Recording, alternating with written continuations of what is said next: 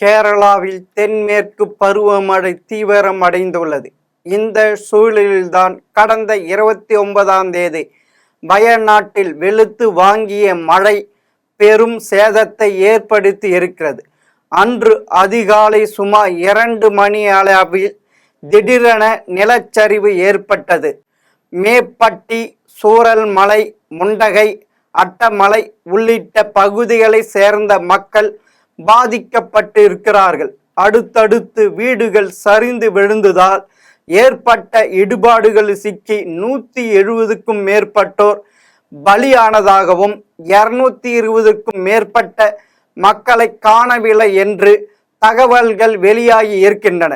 இதையடுத்து மீட்பு பணிகளில் 200க்கும் மேற்பட்ட இராணுவ வீரர்கள் ஈடுபடுத்தப்பட்டுள்ளனர். மேலும் விமானப்படை வான் வழியாக மீட்க முனைப்பு காட்டி வருகிறது.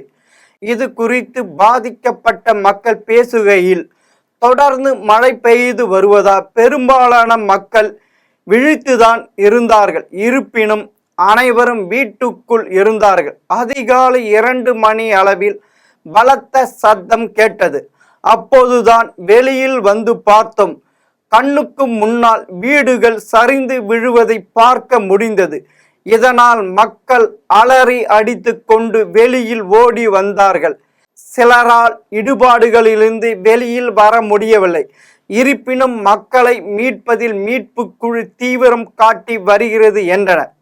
கேரள முதல்வர் பினராயி விஜயன் நிலச்சரிவில் காயமடைந்தோருக்கு உள்ளூர் மருத்துவமனையில் முறையான சிகிச்சை அளிக்கப்பட்டு வருகிறது. மேலும் புதையுண்டு போன மக்களை மீட்கும் பணி தீவிரமாக நடைபெற்று வருகிறது. இதுவரை 3069 பேர் மீட்கப்பட்டு உள்ளன என்றார். இதற்கு இடையே மத்திய வானிலை ஆய்வு மையம் கேரளாவில் தொடர்ந்து கனமழைக்கு வாய்ப்பு உள்ளது.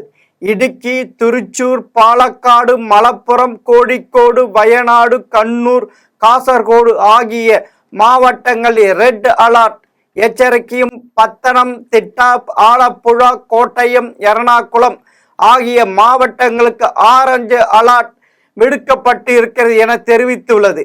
இந்த சம்பவம் தொடர்பாக மத்திய அரசு வெளியிட்டிருக்கும் அறிவிப்பில் உயிரிழந்தவரின் குடும்பத்தினருக்கு ரூபாய் 2 லட்சம், காயம் அடைந்தவருக்கு ரூபாய் 50,000 வழங்கப்படும் என்று அறிவிக்கப்பட்டுள்ளது. தமிழக அரசு ரூபாய் 5 கோடியும், சிக்கிம் அரசு ரூபாய் 2 கோடியும் நிதி உதவி வழங்க உறுதியளித்திருக்கிறது என கேரள முதலமைச்சர் பினராயி விஜயன் தெரிவித்துள்ளார். கடவுளின் தேசத்தில் இது ஒன்று முதல் முறை இல்லை.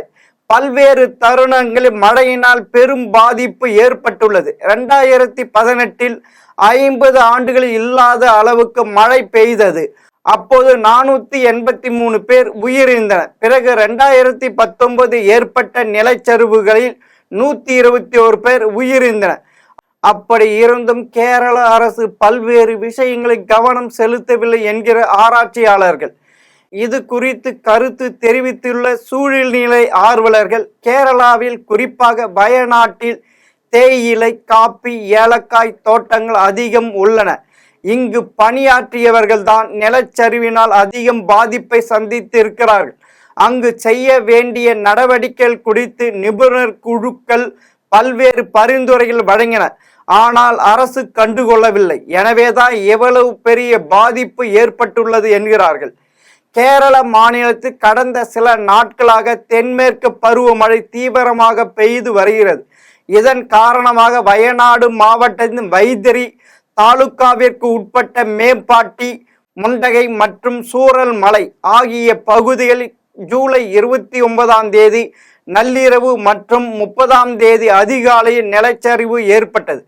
இப்பகுதிகள் மட்டும் கடந்த 4 நாட்களில் 70 சென்டிமீட்டர் வரை மழை பொழிவு பதிவாகி உள்ளது. மனிதர்களே தங்கள் செயல்பாடுகளால் வரவழைத்து கொண்ட நிலச்சரிவு தான் இதுவும். வயநாடு மாவட்டத்தில் தற்போது நிலச்சரிவு ஏற்பட்டுள்ள வைத்திரி தாலுகாவிற்கு உட்பட்ட பகுதி இப்படி ஒரு விபத்து நடக்கும் என்பதை பல ஆய்வாளர்கள் தொடர்ச்சியாக எச்சரித்து வந்தனர். கடந்த ஜூன் 2018இல் கோழிக்கோடு, கண்ணூர், வயநாட்டில் ஏற்பட்ட நிலச்சரிவு தொடர்பாக இந்திய புவியியல் ஆய்வு நிறுவனம் அங்கு ஒரு ஆய்வை மேற்கொண்டது. அந்த ஆய்வு நிலச்சரிவு ஏற்பட்ட பெருமழை ஒரு காரணம் என்றாலும் பல இடங்களில் அறிவியல் பூர்வமற்ற வகையில் மலைச்சரிவுகள் ஏற்படுத்தப்பட்ட கட்டடங்களும் நிலச்சரிவுக்கு முக்கிய காரணம் என கண்டறிந்தது. மேலும் ஒட்டுமொத்த வயநாடு மற்றும் குறிப்பாக தற்போது நிலச்சரிவு ஏற்பட்ட வைத்திரி தாலுகாவில் கடந்த 20 ஆண்டுகளில் நில பயன்பாடு அதிக அளவில் மாற்றம் அடைந்துள்ளது. குறிப்பாக இயற்கையாக அமைந்த மலைச்சரிவுகள் மற்றும் மலை முகடுகளை தோண்டி பிளந்து கட்டிடங்களை எழுப்பி அப்பகுதியில் நில அமைப்பியலை மாற்றப்பட்டு விட்டது. பெருமளவில் மரங்கள் வெட்டப்பட்டதன் விளைவாக மணலை இருக்க பிடிக்கும் வேர்கள் இல்லாததன் காரணமாக நிலச்சரிவை தாங்கும் திறனை மண் இழந்திருக்கிறது. இத்தன்மையை இழந்த நிலப்பரப்பில் அதி தீவிர மழை பொழிவு மணல் அரிப்பையும் இவ்வாறான மணல் சரிவையும் அடிக்கடி ஏற்படுத்தும் என்று எச்சரிக்கின்றன ஆய்வாளர்கள். வயநாட்டில் அதிக நிலச்சரிவை சந்தித்த இடமானது தென்மேற்கு பகுதியில் ஏற்பட்ட நிலச்சரிவுகளில் 90 விழுக்காடு நிலச்சரிவுகள் மலைச்சரிவு 30 டிகிரியாக இருந்த இடங்களில் நிகழ்ந்துள்ளதாக கூறுகிறது. மலைகளை வெட்டி பிளந்து தோண்டி அதன் இயற்கையான அமைப்பையே மாற்றியதால் அதிக அளவு மழையை தாக்கு பிடிக்காமல் நிலச்சரிவு ஏற்படுகிறது. தற்போது நிலச்சரிவு ஏற்பட்ட அன்று 24 மணி நேரத்தில் வைத்திரி தாலுகாவில் மட்டும் 28 சென்டிமீட்டர் மழை பொழிவு பதிவாகியுள்ளது. வயநாட்டின் நிலச்சரிவு ஏற்பட்ட மேப்பாடி, முண்டகை மற்றும் சூரல்மலை ஆகிய பகுதியை உள்ளடங்கிய வைத்திரி தாலுகா முழுவதும் மாதவு காட்களின் மேற்கு தொடர்ச்சி மலை பாதுகாப்பு தொடர்பு அறிக்கையின் சூழல் கூர்வு மிகை மண்டல் 1 என வகைப்படுத்தப்பட்டுள்ளது. இந்த வரையறுக்கப்பட்ட பகுதிகள் காடுகளை காடு பாதுகாப்பு சாராத திட்டங்களுக்காகவும் வேளாண் நிலத்தை வேளாண்மை அல்லாத பிற தேவைக்காகவும் நில பயன்பாடு மாற்றம் செய்ய முடியாது. ஆனால் இந்த அறிக்கையினையும் அதன் பின்னர் வந்த கஸ்தூரி ரங்கன் குழுவின் அறிக்கையையும் கேரள அரசு இன்று வரை ஏற்றுக்கொள்ளவில்லை. தொடர்ச்சியாக நில பயன்பாடு மாற்றம், வரையறையற்ற கட்டுமானங்கள், காடு அழிப்பு, காலநிலை மாற்றத்தின் தீவிரத்தால் அதிகரித்திருக்கும் மழை பொழிவு ஆகியவையே இப்பேரிவிழுக்கு காரணம்.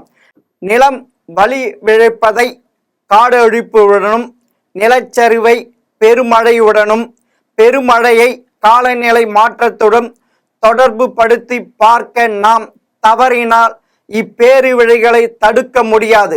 தமிழக அரசு இதனை ஒரு பாடமாக எடுத்துக்கொள்ள வேண்டும். ஊட்டி, கொடைக்கானல், கோத்தகிரி, குன்னூர், வால்பாறை ஆகிய பகுதிகளில் தொடர்ந்து நிலச்சரிவு ஏற்படுவதை கவனத்தில் கொள்ள வேண்டும் என தெரிவிக்கப்பட்டு உள்ளது.